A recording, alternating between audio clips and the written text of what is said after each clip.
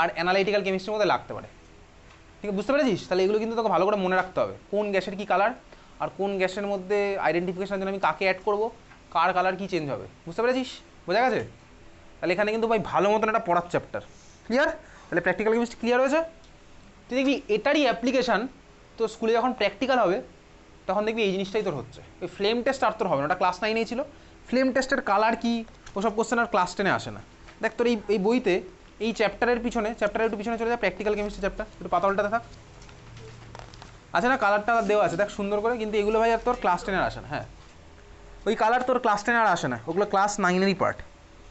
বুঝতে পারলি? কোন ফ্লেম কী কালার হবে এগুলো ক্লাস 10-এ আর আসে না, বোর্ড এক্সামে নেই। ঠিক আছে, বুঝেছিস? তাহলে এই ছিল হচ্ছে প্র্যাকটিক্যাল কেমিস্ট্রির পার্ট। এবার আমি তুই যাবো হচ্ছে আরেকটা মুখস্থ করার চ্যাপ্টার, অ্যানালাইটিক্যাল কেমিস্ট্রি। ঠিক আছে, চল 1 মিনিটের ব্রেক।